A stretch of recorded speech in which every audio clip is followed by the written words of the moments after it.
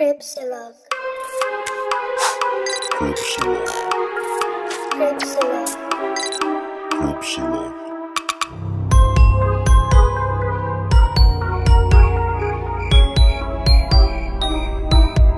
Cripsilog.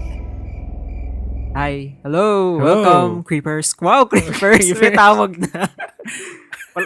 Sa fans. Hello, Creepers. Ano na nga yung iba? Alin? Alin yun? Yung Creepynatics. Creepy.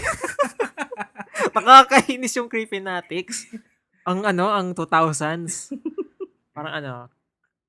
Parang Friendster, di ba?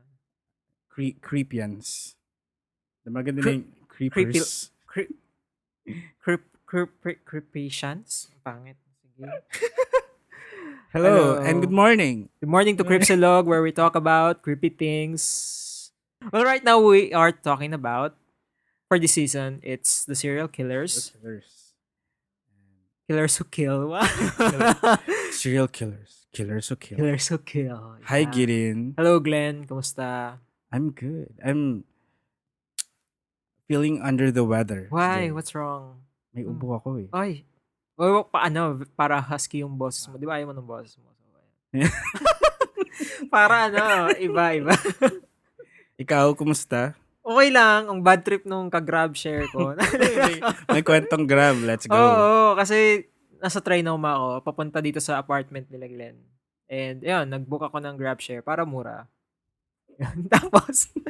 Tapos, nung sumakay na ako, kasi nandun naman ako sa pick-up point ko, nag-aabang na ako dun sa loob ng mall, pero nasa may pinto, sa exit, Mm. pero sa loob ng mall. So, nag-aabang na lang ako pag nandun na siya. So, nung dumating na siya, sumakay na ako. Tapos, yung isa kong kasabay, nasa Starbucks lang, katabi lang ng exit. So, yun, sumakay na din si ate. Sabi ni kuya, 3 daw kaming magkakashare. So, may isa pa, May mystery girl na parating. si ate, na nasa north, nasa the block daw siya. Mm. Ayan. Hassle. So, punta kami, medyo traffic. Ang traffic from Trinoma to north. Totoo. Ang traffic. Oo. Iikot eh. Di ba? Oo, ikot pa. Kahit yung nandun ka na sa mismong mall, ang Mm. traffic pa din. Tapos, pumunta, tumatawag, nasa may papasok na kami ng SM North. Tumawag na si ate na, andito po ako sa The Block. Sabi, sige po, punta na lang po kami sa pick-up point. So, pumunta na si ate. Nakikita ko yung phone, kasi nasa harap ako nakapwesto. Nakikita ko yung phone niya, ni Kuya Driver. Tapos nag-text si ate, na, text na lang po kayo pag nasa entrance na kayo. At doon lang siya lalabas. Saka lang siya lalabas. Ang bad trip, di ba? Parang, hello, ate, nakashare ka. May, Tapos, may personal driver. tapos, pumunta na si kuya sa pick-up point. So, Mm. note, di ba, na traffic nga. So, matagal ang pupunta dun sa pick-up point niya. So, nandun na kami.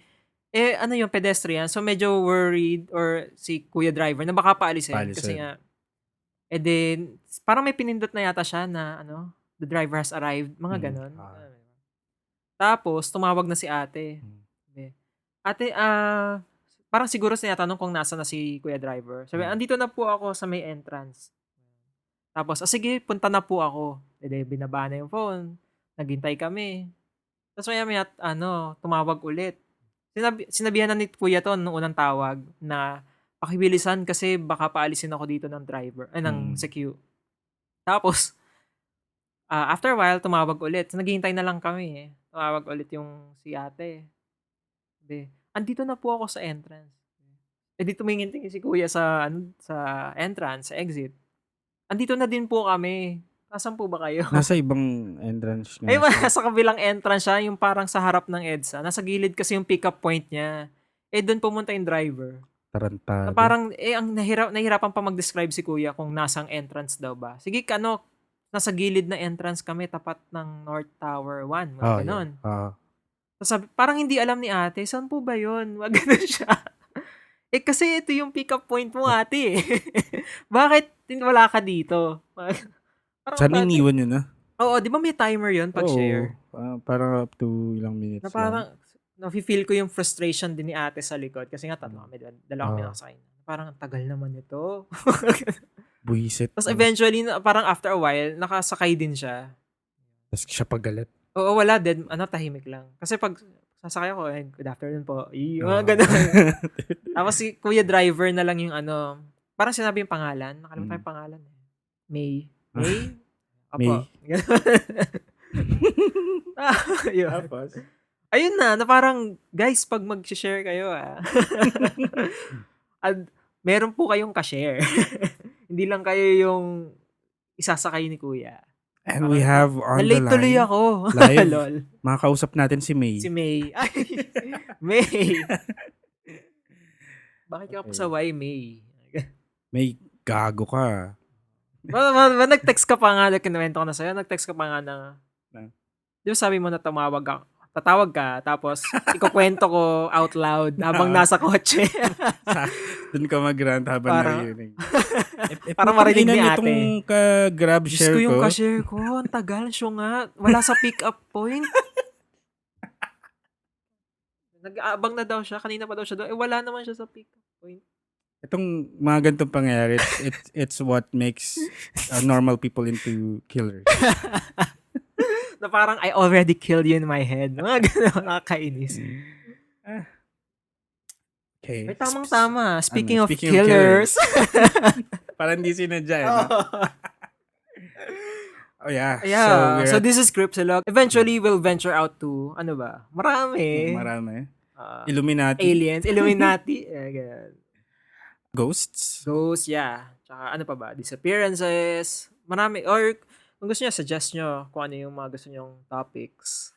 Actually, may mga nakausap na ako ng mga friends natin na gusto mag-contribute and sobrang wide din Overwhelming. yung, Wow! overwhelming. Yes, the love and support na Yeah, nakuha ko thank sa you mga friends. guys.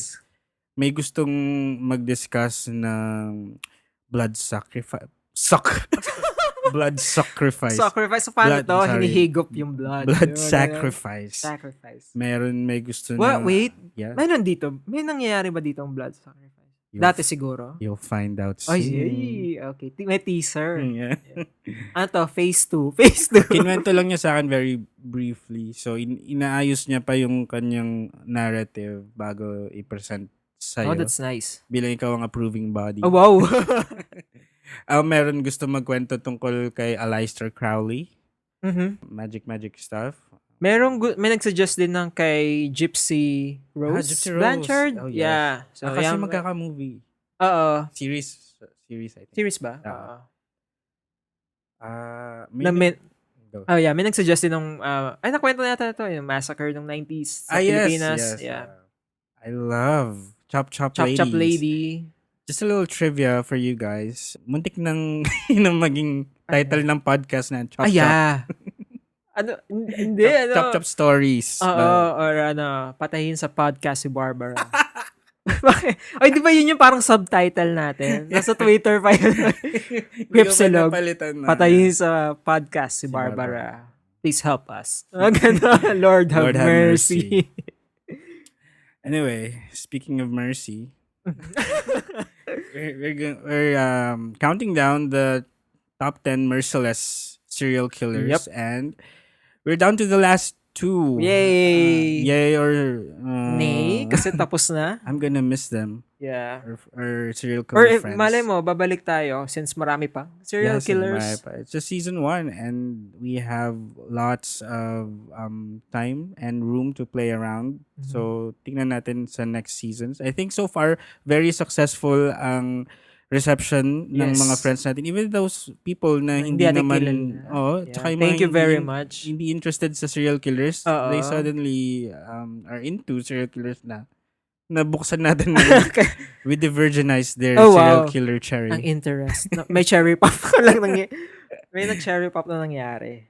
So, yeah. Okay, so we're down to the last 2 and Yes. today is my turn. Yay! I'm presenting so ito na yung last na serial killer ko and Okay. he's my favorite. Wow! Na idol ko siya. Oh, no, shit. I'm suddenly scared. Joke lang. We're not, as always, we're not saying these guys should be idolized, should be glorified, But more on romanticized. to study, siguro, for Yeah, of future course. references kasi This you'll is never an know. educational podcast. Yeah. What the fuck? Kasi we want you guys to be prepared, to be very cautious and vigilant. Yes. So baka may serial killers kayo. Yeah. And we want around. you to recognize yung signals and signs na ang isang tao ay pwedeng patayin ka bukas. So, like I said, my number one for me, top serial killer is Yes. his name was Albert Fish. I have no idea kung sino si Albert Fish. So this is going to be Perfect. awesome So, wala siya sa episode. mga nadaanan mong Wala. serial killers before. Although, siguro kita ko siya sa mga pictures kasi di ba may nag-flash yung mga top serial Yes. killers. Yeah, so, you ready? Yeah, Is let's your body get it ready? on. Okay. Albert Fish. Hamilton Howard or Albert Fish. So, initials Saan niya galing ay yung Albert? HH din. Oo. Ang Albert ay kanyang screen name lamang. Okay, wow. Guess what? Arte ni Akoya. Ka-birthday ko siya. Kailan? Di alam. May 19, May 19. 1870. May malapit Ibang na. year ah. Anong year? Siya 1870. Okay. Sige. So, ulit nga. Hamilton Howard Albert Fish, born May 19, 1870, was an American serial killer, child rapist, and cannibal. He was also known as the Gray Man, the Werewolf of Wisteria, the Brooklyn Vampire, the Moon Maniac, and the Boogeyman. Oh, wow. Daming titles. Daming Pero titles. favorite ko yung The Boogeyman. Boogeyman. Hindi ko Ay, magaling eh. siya mag-boogie. Tala niya Ibang kasi boogie. Sina? Kevin Bacon ba yun? Sa Footloose ba yun? Footloose? Footloose ba si Kevin Bacon? Iba pala yung Ay, inisip ko. shit! Iba pala yun. Huh? Iba pala yun sa Footloose. Sorry, hindi pala si Kevin Bacon. Dirty Dancing ba yun? Ay, hindi. Ang gulo ko na, sorry. Si John Travolta? John Travolta, yun. Okay. Okay. Layo. Albert Fish was born in Washington, D.C. on May 19, 1870 to Randall and Ellen Fish. He was the youngest and had 3 living siblings. Siblings. Nung time na yun, okay. Walter, Annie, and Edwin. He wished to be known as Albert after a dead sibling. Why would you do Kaya that? pala. Okay.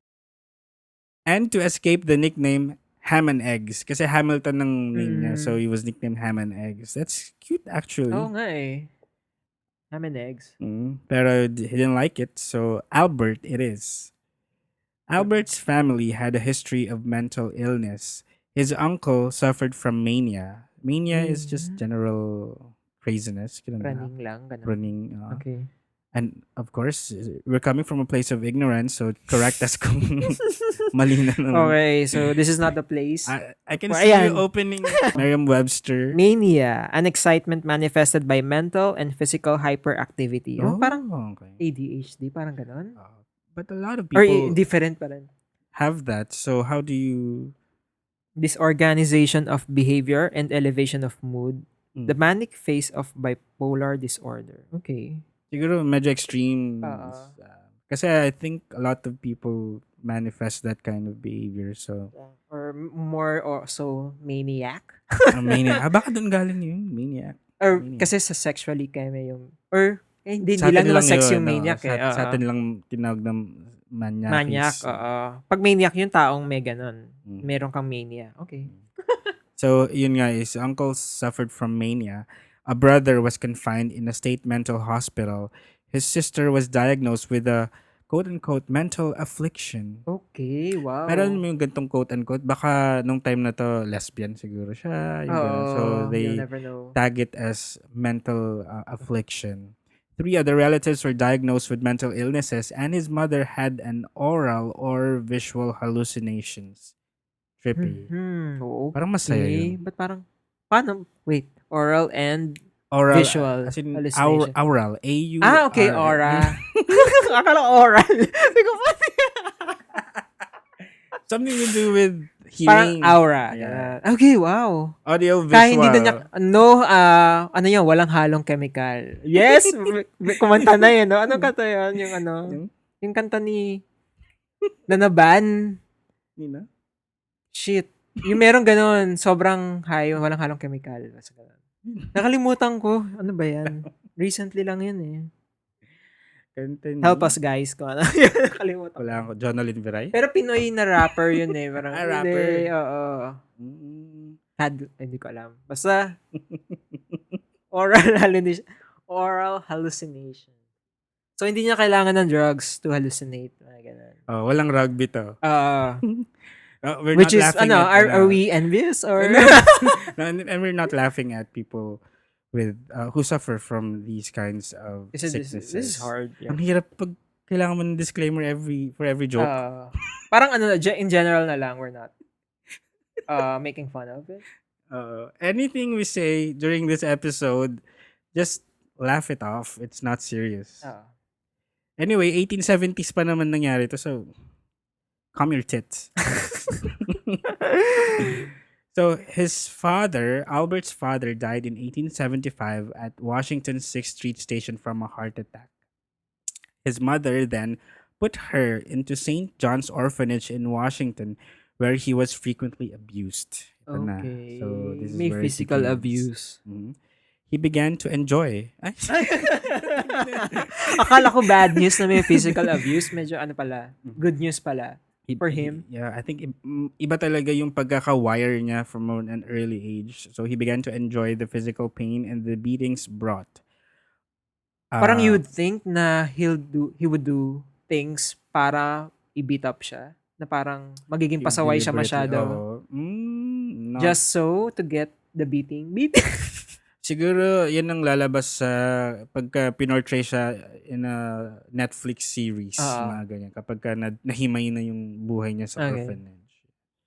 Of his time at the orphanage, Albert remarked, "I was there till I was early 9, and that's where I got started wrong. We were unmercifully oh no. We were unmercifully whipped." Oh, wow. Hindi ko kaya yung unmercifully. Wow, whipped. Doon ako sa unmercifully whipped. Wow, no remorse. Mercy and Mga ganun. compassion, bitch. Oo nga Hindi eh. ka kaya unmerciful. Which goes against our motto. I saw boys doing many things they should not have done. Wait, what? Okay. Quote? Ano yan? Things that boys should not have done. Mga sword fighting. Mga sword fighting. Fencing. Ano ba yun yung sabi ni, ni Lady Elena? Sword fighting ba yan? About yung... Nung nagkukwentuhan sila ni Marjorie? No, ni Cersei. Head Lannister. What's his name? Tywin.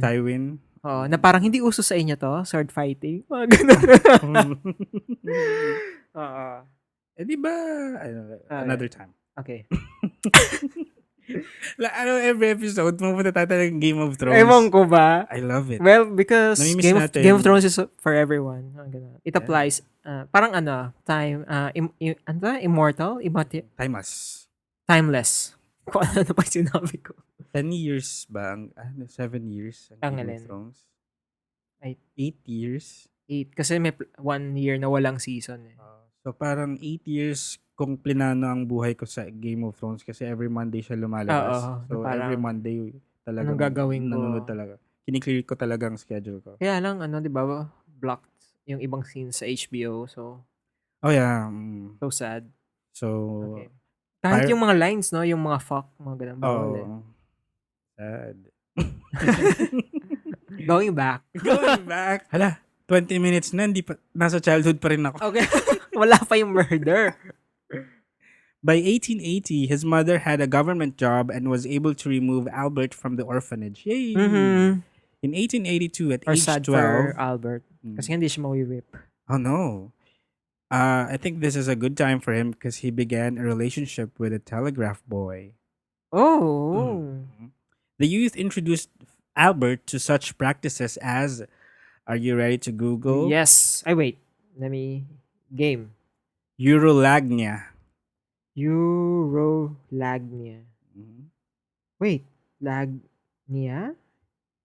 I'm not sure sa spelling. Okay. Urban Dictionary. Ano sabi? Europe and Lust. Hindi. Hindi, mali ako. Eurolagnia. Oh. Kasi akala ko Euro like Euro. Europe. Lagnia. Lanya? Eurolania? Parang lasagna, ganon. Delicious. A tendency to derive sexual pleasure from the sight or thought of urination. Okay, ito pala Drinking to. Ito, urine. I didn't know na ito pala yung tawag doon. This one I'm pretty familiar with. Coprophagia. So parang R. Kelly to. Ano yan? COP, ROP. HAGIA. Ito, coprophagia. What's this? May picture ako nakita eh. Oh no! Female. Eating. Coprophagy is a consumption of feces. Okay. So yun, the No way. telegraph boy na nagka-relationship sila, he introduced Albert to these practices, yung drinking urine and eating shit. feces. What the fuck? At age 12. Wow. So age early 12, anong kinakain mo nung age 12? I hope it's not shit. Ice cream. Ganun. Rocky Road. Rocky Road. No, hindi Rocky Road. Ayoko nang may mga makakagat ako. Gusto ko yung pure ice cream lang. Para kasing undigested siya, no? Ew. Albert began visiting public baths where he could watch other boys undress and spent a great portion of his weekends on these visits. So, nagkaroon siya ng ganong tendency. Oo. And na-enjoy niya. Yeah. Apparently, na-enjoy niya. Kasi nga, di ba, kung itatry mo, no. Parang, kahit na sabihin mo itry, kunyari ikaw, tatry ko. Hindi ko kaya. Or parang, tatry ko sige once, pero hindi ko na ulitin. Try. But then again, never say You'll never. never know. Diba? No to kink shaming. To everyone who practice to everyone who practice the Eurolagnia and Coprophagia, please tell us about it. Yeah. We wanna know. We wanna understand. Okay. By 1890, Albert arrived in New York City, and he said at that point he became a prostitute and began raping young boys. So parang pa-devolve ang nangyayari sa kanya. In 1898, his mother arranged a marriage for him with Anna Mary Hoffman, who was 9 years his junior.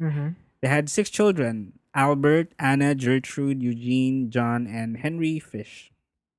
So, arranged marriage. She was basically forced into... Pero maraming kids, Yeah. I think, kasi noong time, sabi nila, and still, I think, the reason bakit overpopulated ang tayo ngayon, if you don't have that much entertainment sa bahay... You have nothing else to do. Might as na lang. well. Let's Let's kill the time. By fucking. Through 1898, he worked as a house painter. He said he continued molesting children, mostly boys younger than age 6. No. No, Albert, no. Well, Kala mo. kausap mo siya.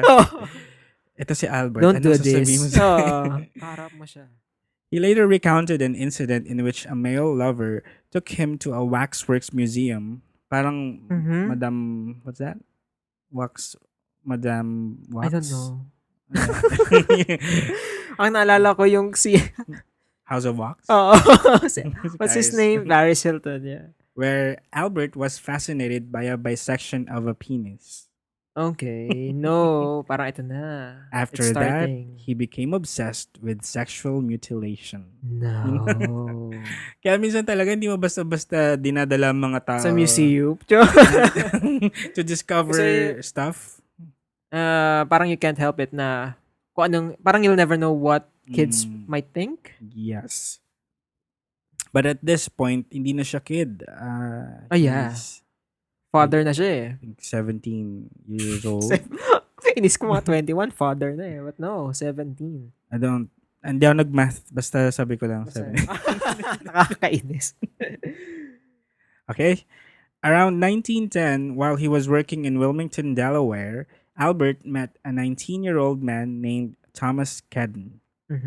He took Kedden to where he was staying, and the two began a sadomasochistic relationship.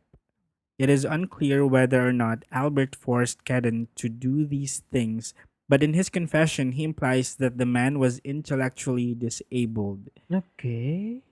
Pasad ng So, in a way, abused pa din. yes. Kasi, You're taking advantage of their limitations. Oo. After 10 days, Albert took the guy, Kedden, to an old farmhouse where he began to torture him. Are you ready? Torture or ano lang? Ay, wait. Okay. Sadomasochistic. Sadism lang. But yes, it was torture.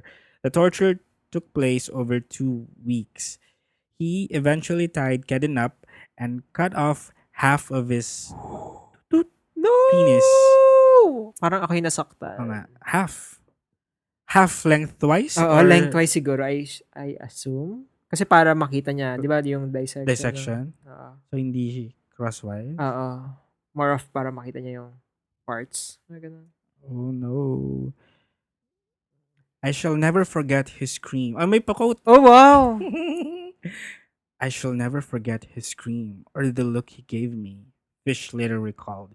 He originally intended to kill Kedden, cut up his body, and take it home, but he feared the hot weather would draw attention to him. Kasi di ba nangamoy. Okay. Instead, Fish poured peroxide over the wound, wrapped it in a Vaseline-covered handkerchief, left a $10 bill, very thoughtful, hindi ka ng Thank pera, you. kissed Kedden goodbye, and left. What the fuck? Cool. May tao. Tapos hindi mo kinat. I-post ko tong Ang professional lang. Hey guys, I'm back. Okay. So where were we? Where were we? In January 1970, I think may sasabihin ka kanina. Hindi. Naalala ko lang nung mga heydays nung internet cafes. So, nag-start pa lang. Ano meron? Di ba may mga Yahoo groups? Yeah. Parang you have to subscribe to a Yahoo group para constant yung dating ng email sa email mo and then parang hindi siya ma-delete. Parang may ganun ba? Di ba? Ang Ganun naalala ko yung idea ko eh. Parang forums. Ganun ba yun? Oo. Tapos, parang merong isang porn group na Yahoo group akong sinalihan. Ano yan? Tapos, may video. So, naka-attach yung video. So, pinlay ko. And, ang video ay, ano nga ba yung isang gusto ni Coprophagia? Coffropag. May ganong scene. So, parang, kinlose ko agad din. Kasi nga, nasa internet cafe ako nung pinlay ko yun. One tanga. Like, oh shit. Tapos may close. Later on, yung Wikipedia entry para sa'yo nakalagay. That's when he started an obsession. Oh, yeah. Yun pala yung start. No? You guys didn't know pala. I'm into it. Thank you for that wonderful trivia. Let's go back to Albert Fish. Okay, sorry. In January 1917, Albert's wife left him for John, a handyman who boarded the Fish family. So, Wow. nakatira sa kanila. Oo. Border nila. He then had to raise his children as a single parent. All of it? All of it. All of it. All of them? Shit. So Anim. After his arrest, Albert told a newspaper that when his wife left him, she took nearly every possession the family owned. He began to have auditory hallucinations. Ito na yung kagaya nun sa nanay ba tita ba niya? Or tita. Kaiba pa.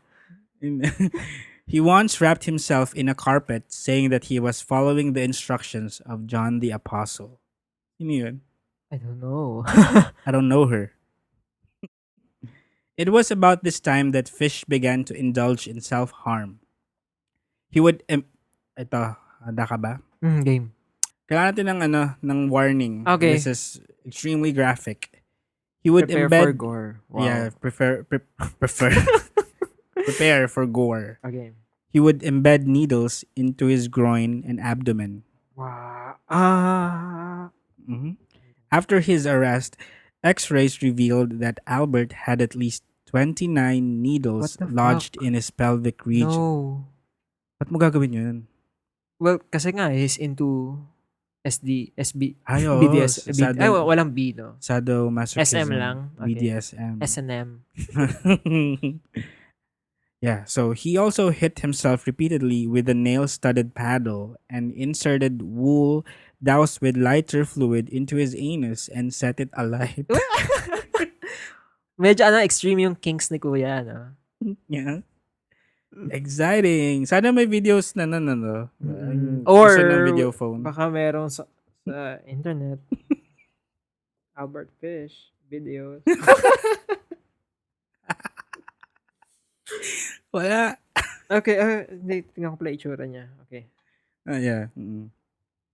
While he was never thought to have physically attacked or abused his children, he did encourage them and their friends to paddle his buttocks with the same nail-studded paddle he used to abuse himself. So pinagawa niya sa so ano siya, no? Masochistic siya. He soon developed a growing obsession with cannibalism, often preparing himself a dinner consisting solely of raw meat and sometimes serving it to his children. Okay, so nagpe-prepare na siya. Yung raw meat na yon ay hindi naman tao. Yeah, didn't really say, pero I guess parang it's in preparation to cannibalism. Yeah, kasi raw eh. I guess yung raw pork. Kasi kung chicken, salmonella to. Good luck. In 1919, he stabbed an intellectually disabled boy in Georgetown, Washington, D.C. Albert chose people who were either mentally handicapped or African American as his victims, explaining that he assumed these people would not be missed when killed. This is so mean, but it's true though during that time. During that time kasi nga, who cares? Parang ganun yung idea nila. He would later claim to occasionally pay boys to procure him other children. Okay. Albert tortured, mutilated, and murdered young children with his implements of hell: a meat cleaver, a butcher knife, and a small handsaw. We're not really gonna get into that, yung how he tortured children. So why not? So just let it suffice na ganun yung ginamit niyang mga but tools. It's described there kung ano yung ginagawa niya. No. Okay, sige. Yun yung kanyang hit kit. Okay, hit kit. Alam mo si BTK. Yeah. On July 1924, Albert found 8-year-old Beatrice Keel playing alone on her parents' Staten Island farm. Beatrice, babae, no? Okay. He offered her money to come and help him look for rhubarb. Rhubarb, halaman yun, di ba? I don't know. Hayaan mo na Google. Google ko agad. Okay. Pagod mag-Google. Okay, halaman. Yeah. She was about to leave the farm when her mother chased Fish away. Albert left but returned later to the Keel's barn where he tried to sleep but was discovered by Hans Keel and forced to leave. During 1924, the 54-year-old Fish suffered from psychosis, felt that God was commanding him to torture and sexually mutilate children. Oh. If you remember, dito nagsisimula na siya nung cannibalism tendencies niya, tapos ongoing yung masochistic tendencies. Yep. Dito nag-start na siyang actively ng mga bata, target, mutilate and murder. So, yung isang example yung kinuwento ko kayo na he failed kasi na nahuli siya. Ito ba si Beatrice dapat? Si Beatrice. Another one, on May 25, 1928, Fish saw a classified advertisement in the Sunday edition of the New York World that read, "Young man, 18, wishes position in country. Edward Budd, 406 West 15th Street." So, may nakita siyang, ano yung tag doon? Parang ipopost mo sa dyaryo pag naghahanap ka ng trabaho. Ano ba yun? Sa America? Classified ads. So, Craigslist ngayon. Ngayon kasi Craigslist na. So, Albert, 58 na siya nung time na to. He visited that family, yung family nung nag-post, the Budd family. So, yung nag-post is Edward Budd. He's 18 years old. He visited the Budd family in Manhattan under the pretense happening? Under the pretense of hiring Edward. He later confessed that he planned to tie Edward up, mutilate him, and leave him to bleed to death. He introduced himself as Frank Howard, a farmer from Farmingdale, New York.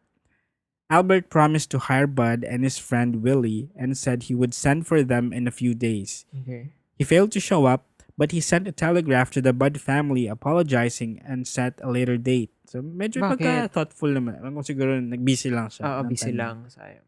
Pero ayaw niya silang paasahin.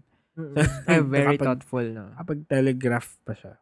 He apparently changed his intended victim from Edward Budd to Grace Budd and quickly made up a story about having to attend his niece's birthday party. Si Wait, Grace, Grace Budd Budd, is... oo. Sorry. Hindi ako na-paste na part. So, he met the family. Eventually, okay. Kapatid to ni nakilala ni... What's his Albert? name? Ni Albert. Yung nakababatang kapatid. Parang bata pa, sobrang... Like, bata pa lang. toddler. 5, 7. 10, I guess. Okay. I think nandito. Si Grace. He apparently changed his intended victim from Edward Budd to Grace Budd and quickly made up a story about having to attend his niece's birthday party. He convinced the parents, Delia Flanagan and Albert Budd the first. So kapangalan niya pa yung tatay. Oo nga. To let Grace accompany him to the party No. that evening. Albert Budd was a porter for the United States Equitable Life Assurance Society. Ano ba ito? Pangit itong Wikipedia article. Parang sanga-sanga. Sinisip pa yung Wikipedia. Okay lang. Anong Ah. ginawa niya kay Grace? So, sinama niya. Okay. Grace left Pero pumayag yung with Albert. family, no? Yeah, pinasama nila that day but never returned. Oh. Ito na. So, kiniwento naman niya kung anong nangyari. Ginawa niya. In November 1934, an anonymous letter was sent to the girl's parents, which ultimately led the police to Albert Fish. Mrs. Budd was illiterate and could not read the letter herself, so she had her son read it to her. Mhm. Ito yung letter. Letter. You ready? Let's go. My dear Mrs. Budd, in 1894, a friend of mine shipped as a deckhand on the steamer Tacoma, Captain John Davis. Yun yung pangalan ng friend. So, nagkwento muna siya. They sailed from San Francisco to Hong Kong, China. On arriving there, he and 2 others went ashore and got drunk. So, tataka ka, bakit Bakit may letter, palabok tapos may siya? nagkikwento? Anonymous letter, tapos ang kinikwento, someone else na some Captain John Davis. So, itong Captain John daw, nagpunta sa Hong Kong, China, and they got drunk. When they returned, the boat was gone. So, hindi na sila nakasakay. At that time, there was a famine in China. Meat of any kind was from $1 to $3 a pound. So great was the suffering among the very poor that all children under 12 were sold to the butchers to be cut up and sold for food in order to keep others from starving. A boy or girl under 14 was not safe in the street. You could go in any shop and ask for steak, chops, or stew meat. Part of the naked body of a boy or girl would be brought out and just what you wanted cut from it. A boy or girl's behind, which is the sweetest part of the body and sold as veal cutlet, brought the highest price. John stayed there so long he acquired a taste for human flesh. On his return to New York, he stole 2 boys, one 7 and one 11, took them to his home, stripped them naked, tied them in a closet, then burned everything they had on. Several times every day and night he spanked them, tortured them, to make their meat good and tender. First, he killed the 11-year-old boy because he had the fattest ass and Thick ass. Okay. thick, and of course, the most meat on it. Every part of his body was cooked and eaten except the head, bones, and guts. He was roasted in the oven, all of his ass, boiled, broiled, fried, stewed. The little boy was next, went home the same way. At that time, ito na. So, nagkwento mo na siya, di ba? So, ito yung mga ginawa ng friend niya. At that time, I was living at 409 East 100th Street, rear right side. May directions pa. He told me so often how good human flesh was, I made up my mind to taste it. Mhm. Ito na. On Sunday, June the 3rd, 1928, I called on you at 406 West 15th Street, brought you pot cheese, strawberries. We had lunch. Grace sat in my lap and kissed me. I made up my mind to eat her on the pretense of taking her to a party. You said yes, she could go. I took her to an empty house in Westchester I had already picked out. When we got there, I told her to remain outside. She picked wildflowers. I went upstairs and stripped all my clothes off. I knew if I did not, I would get her blood on them. When all was ready, I went to the window and called her. Then I hid in a closet until she was in the room. When she saw me all naked, she began to cry and tried to run downstairs. I grabbed her and she said she would tell her mama. First, I stripped her naked. How she did kick, bite, and scratch. I choked her to death, then cut her in small pieces so I could take my meat to my rooms, cook, and eat it. How sweet and tender her little ass was roasted in the oven. It took me 9 days to eat her entire body. I did not fuck her, though. I could have, had I wished. She died a virgin. The end of the letter. Imagine mo, ikaw yung nanay, tapos You'll get a letter like this. get a letter like that, describing what someone Did to your daughter. Yeah. What the fuck? So, Pero, parang, hindi ba wise decision yon na I'll send a letter? Eh, kilala kanila eh. Si Albert Fish yung kumuha dun sa yeah. And he's not really mentally sound. stable. diba? Yeah. Bagay. So, I think we should take a break. Kasi that was a lot. Actually, nung first ko tong nabasa years before, nung una akong nagkaroon ng interest, parang Hindi mo kinaya. Parang, you had to... I had to watch videos of puppies and kittens. Magbanlaw ng mata. Okay. Police investigated the letter. The story concerning Captain Davis and the famine in Hong Kong could not be verified. The part of the letter concerning the murder of Grace Budd, however, was found to be accurate in its description of the kidnapping and subsequent events, although it was impossible to confirm whether or not Albert had actually eaten parts of Grace's body. The letter was delivered in an envelope that had a small hexagonal emblem with the letters NYPCBA representing New York Private Chauffeurs Benevolent Association. So yung envelope may logo. Ito na yung medyo dito siya mahuhuli ng investigator. So may pagka true detective. Okay. Yun. A janitor at the company told the police, yung company yung NYPCBA na logo. A janitor at that company told the police he had taken some of the stationery home but left it at his rooming house at 200 East 52nd Street when he moved out. So, sa janitor yung envelope na iwan niya. The landlady of the rooming house said that Albert checked out of that room a few days earlier. She said that his son sent him money and he asked her to hold his next check for him. The chief investigator for the case waited outside the room until Albert returned. So, Albert agreed to go to the headquarters for questioning, then brandished a razor blade. Okay. So, dinisarm nila siya dun sa headquarters. Hindi naman siya nag-attempt na i-deny yung murder niya of Grace Budd. Tapos sinabi niya, he meant to go to the house to kill Edward, yung nakakatandang brother. Yeah. But the moment na nakita niya si Grace, he changed his mind. It never entered his head to rape her. But he later claimed to his attorney that while kneeling on Grace's chest and strangling her, he did have 2 involuntary ejaculations.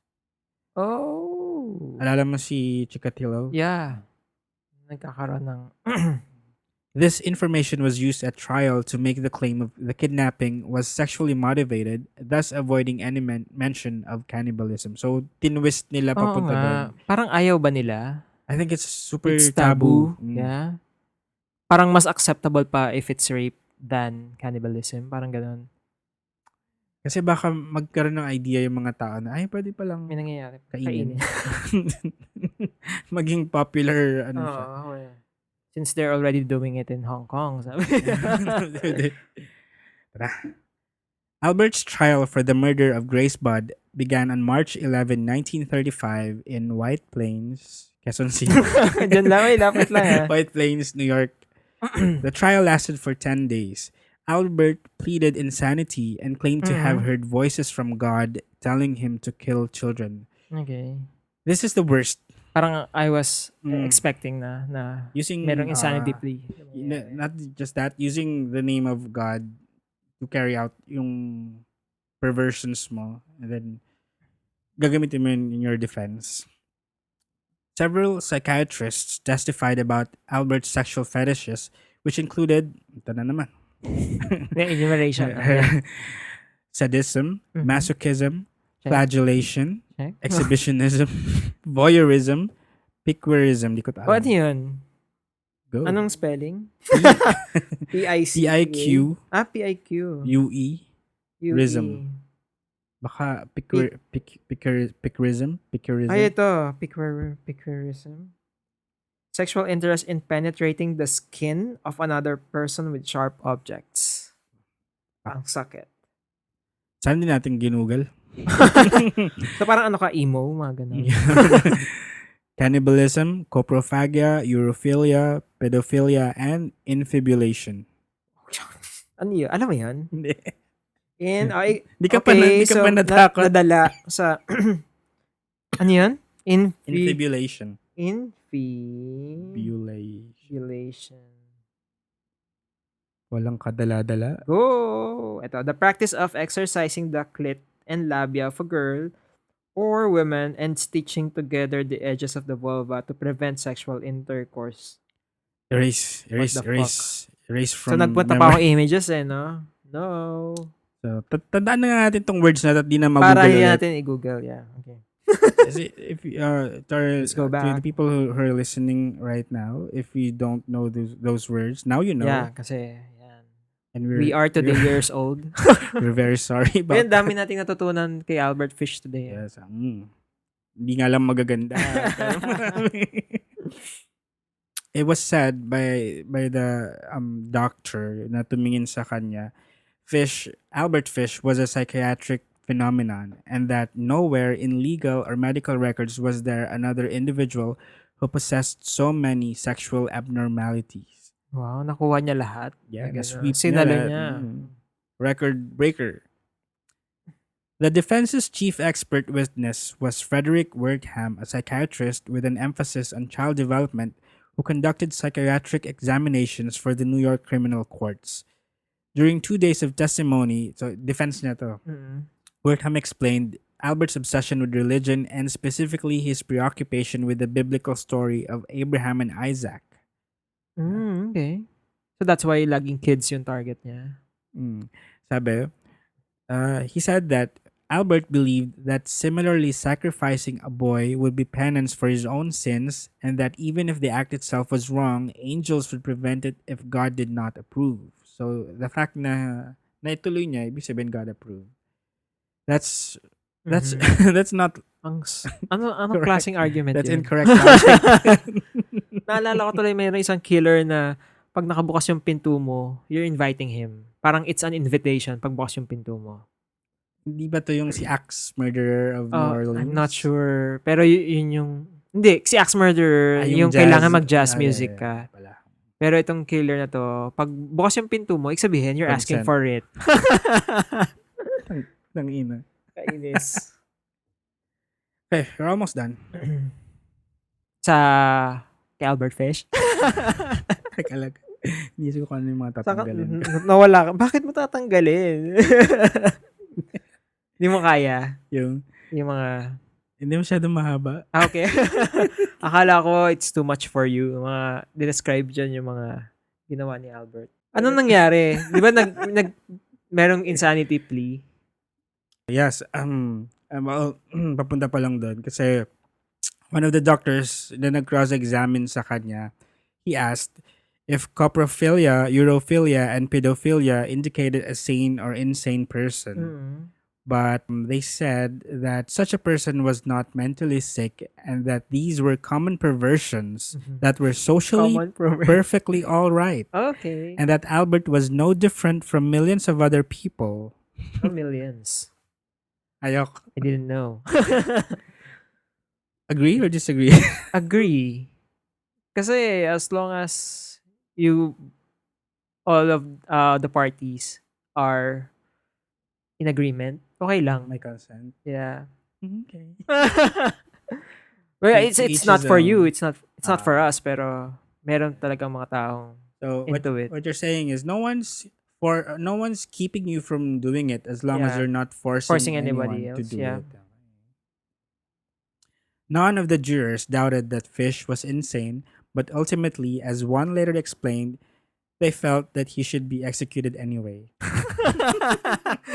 Parang kebsa tayo. Yeah, sige, he's crazy, pero Yeah. let's kill him. They found him to be sane and guilty, and the judge ordered the death sentence. Albert arrived at prison in March 1930. Okay. Nabulol-bul. Nabi kay kakat, nakakapagod to i-edit. Oy, hindi. Yung lang. Yung mali-mali. Akala ko ba unedited? Raw and then edited.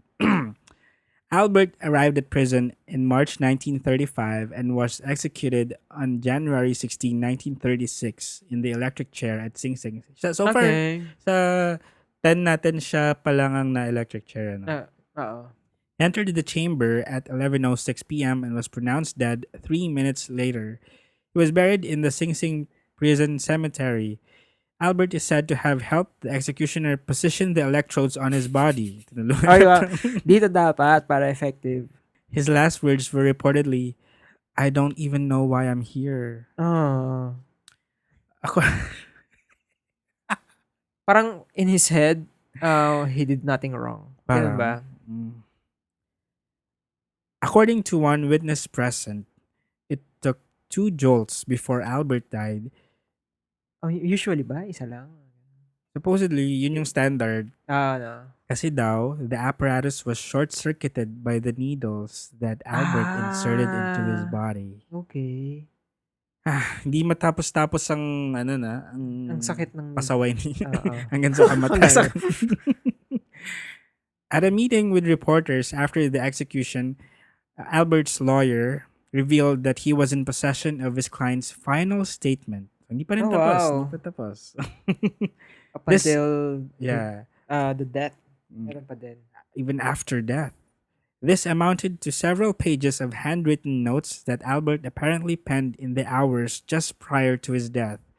When pressed by the assembled journalists to reveal the document's contents, Yes, please. the attorney refused, stating, "I will never show it to anyone. It was the most filthy string of obscenities that I have ever read." So, convinced din si attorney, no? Na parang siguro nang tinanggap niya yung as defense of Albert Fish, na parang, parang, is there any hope for Albert Fish? Pagka defense attorney kaya ata, Parang for you, it's a challenge. No? you don't really cover up for them. You know Oo. that they're guilty, but you're trying to give them the best parang the best scenario dun sa ginawa So, nila. may deal ba dapat? In accordance dun sa batas, parang ganun. Or maghanap ng loophole? Technicalities na lang? Yes, I guess. But you're not really invalidating kung anong ginawa nila because that's wrong. 'Di ba? Kung lawyer ka tapos magsisinungaling ka on their behalf to get them off the hook dun sa Or ginawa nila. Isn't that what they do? May tinanong ako na friend kong lawyer. Sabi ko, ganun ba Ganun ba talaga? pag defense ka? Pag defense ka, you're parang paniniwalaan mo kahit alam mong sabi niya, hindi naman. Oo. Kasi daw, yung defense nila is you're just making sure na fair yung judgment na matatanggap niya. Parang ganun. Paano kung hindi ka naman, Kahit di ka convinced na innocent siya. kunyari, innocent, tas defense ka? Akong innocent talaga siya. Oo. Yeah, you have to prove his innocence. Okay. Parang when they see us, ganun. Hindi ko pa yun napanood. Okay, panoorin mo, maganda. Parang Later, when I sarap see it. ng Injustice. Ang sarap talaga. I mean, ang sakit ng Injustice. Injustice. Yeah. Mas As people are mabigat ba sa clamoring loob to? for that panel. Oo. So magandang pambanlaw to kay Albert Fish. na masakit. Hindi ko siya matapos. Na ang ginawa ko, ginugel ko kung anong nangyari. Parang Para I lang- need an assurance na happy ending to para tapusin ko. sige, huwag mo na sabihin sa akin kasi Okay. Kaya ginugel ko siya. I need the emotional roller coaster. Okay, sige, go. Ooh, what do you know? Tapos na pala. And they lived happily ever after. Yeah. So, that's Albert Fish, my favorite. But, tingin mo, ba't ko siya favorite? Knowing me, ikaw na lang ang magpaliwanagin ko. Kasi,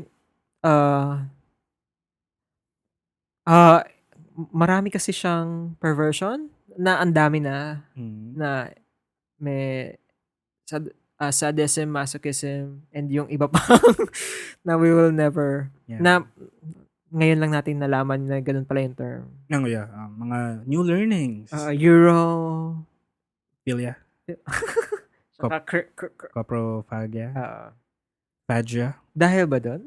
Or sa religious aspect na he felt na he's somehow Ordered by Abraham. God. Abraham ba? And Yeah. Isaac. Abraham and Isaac. Yeah. Na, he has to sacrifice children. Kasi yun lumabas na lang yun on trial niya. It's not really his Okay. part of his modus. But it does remind me of a movie na gustong gusto ko. Do you know, have you seen ito na naman eh. Sino bida? Ano nangyari? Matthew McConaughey, Frailty. Ay, hindi pa. Ang ganda nun. Wait.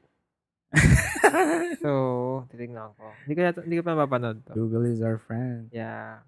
Yeah, panoorin mo. Kung papanorin ko yung Ano When You See It. When They See Us? When They See It. Sige. Parang ibang When You See It? When You See It. Ito, Frailty. Yeah, but the reason na talagang nagustuhan ko si Albert Fish, and in the spirit of Cripsilog, sobrang creepy nung ginawa niya na you write a letter to the parents describing what you did. Parang ano kaya yung idea niya? I mean, what's his motive? Bakit siya nag-send ng letter? Up to that point kasi missing person si Grace Bud. So, kasi nga, kinain niya na yung lahat eh.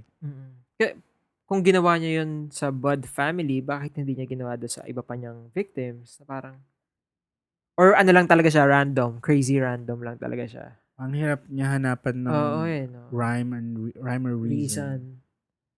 So, parang katulad din siya ni Otaku Murderer na may letter to the family. At wala ring logic sa kanyang mga remember yung lolo niya? Oo, yung kinain niya. Favorite ko talaga. Favorite talaga si Kuya Japanese. Si Otaku. And one more thing, what really sets him apart for me, yung sobrang evil na tendencies niya, the fact na masochistic siya, you can't hurt him kasi he enjoys it. So he assumes that probably assumes na if he hurts you, should enjoy it too. And that's super scary. Imagine if you're at the hands of someone na, alam ba, nakidnap ka. Tapos ganun yung kidnap sa'yo na torture. And he thinks that pain is joy. So when you show pain, dahil pag tina-torture ka na, he thinks you're enjoying it. And he does it to you more. Parang gusto mo na lang mamatay. Diba? Just kill me. Mga ganon. Yeah, so sobrang ang taas nung level of creepiness niya sa akin. Ibang level, yeah. I have to agree kasi ang dami niyang ginawa. Hall of Famer. Oo. Parang he's right up there. Okay. Kasi anong name nun? Yung una niyang dinisect yung penis. Yung mentally, yung... Kasi, di ba, he described na he can still see the eyes and and imagine the fear. The scream. Nung ginawa niya yon dun sa mentally incapacitated guy na yon. Na parang na-imagine niya pa yung scream and parang tumatak sa kanya nung dinisect niya yung penis niya. Kasi nga, Nabasa ko yan. oo, binasa. Naalala niya pa din yung scream and yung, in the way the victim looked at him. Mga ganun. Kasi nga parang siguro betrayal. That's sad. Yeah. Na hindi ko maalala yung kababasa ko lang. Yung pala yung sad. Yan, so, Oh, that's a very good story. oh, thank you. And hindi naman talaga story, pero ano.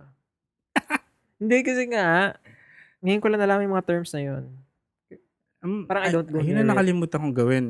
Search for Albert Fish in popular Culture? pop culture. Meron ba? Sana meron kasi I would love to watch. Albert Fish. Wala sa wiki. Kung ano yung mga TV shows niya. Nakalimutan Meron. kong tignan. Ay, wait. Dulo na kasi yun eh. I'll check, sige. Saka makakita ng podcast na ang research ay ongoing habang Oo, habang ano. Profiles of mga TV show. Ano daw? Mga TV show. Mga I guess yung mga murder mga investigative Oo. na she's Kaya, ito media. Criminal Minds. Fish was mentioned twice. Meron documentary film about fish noong 2007 directed by John Borowski titled The Gray Man. one of his wow. titles. So. Yun lang. At saka yung The Boogeyman, yung played by Boogeyman. John Travolta. Doon ba inspired? kay Albert Fish. Na nagbubugi. I love Dirty Dancing eh. Ayun guys, hope you enjoyed that. That's so my job here is done and I'm looking forward to the next episode because Gideon will present his final serial killer and I'm so excited to just listen and not talk and Hindi not ko read kailangan. from anything. Hindi ko kailangan I don't have to work next episode. Yeah. Kasi chill lang, no? Pag Chill. hindi ko yung nagna-narrate. React. Oh my God. What the fuck? Ganun ka lang eh. No way. Ay, ganun. Hindi ko kinakaya yung may facial expressions kaya nagre-record lang naman tayo ng sound. Wow. Hindi, para realistic yung ano. Di ba ganun? Pag voice actor ka, susunod, you have yes. to act it out again. So, I guess we're done. Yeah. Bye. Grabe. But, dapat nakalimutan mo na yung ano natin. Yung, you have to. Mag-thank you muna tayo pala. Do you have anyone to thank right now? Except May. Oh, si May. That girl. Hindi, ikaw muna. Well, thank you pa rin sa mga friends natin who still are excited to listen to our new episodes. Minsan sila na yung nangungulit. They're asking us for the next kasi nauubos na nila and we're that really makes us happy when you say that and we're humbled. And thank you, you're listening. Humbled and also proud that we are doing something. We have this this little outlet that na parang when we were starting, we didn't really care kung may makinig or wala as long as hindi, parang wala, magkwentuhan na lang tayo about this. Kasi recorded or not, ganito rin naman tayo magkwentuhan. Wala lang ang Wikipedia. Na parang nung one time na nagkwentuhan tayo na parang ito, isang episode na sana to. Diba? Nasa Mega Mall tayo. Yeah, so ita-thank mo. Yes, thank you to our friends. We're still excited every time we put out a new episode.